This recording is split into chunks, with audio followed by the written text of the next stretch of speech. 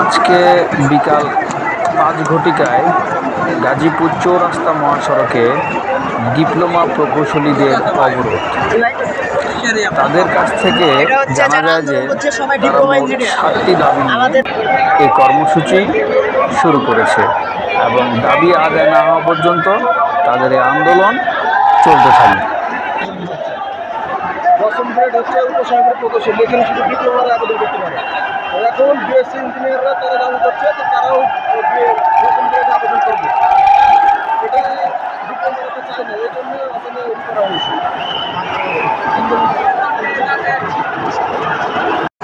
সেটা হচ্ছে বারবার তারা এটা নিতে চেয়েছে, কয়েক দফায় আমাদের এটা সমাধান করা হয়েছে এবং আমাদের জন্য এটা নির্ধারিত করা হয়েছে।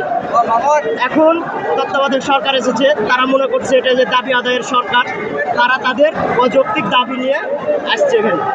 বুঝতে পারছি, আমরা আমাদের অধিকার প্রতিষ্ঠায় রাজপথে নেমেছি। ইনশাআল্লাহ আমাদের দাবি আদায় না হওয়া পর্যন্ত আমরা রাজপথে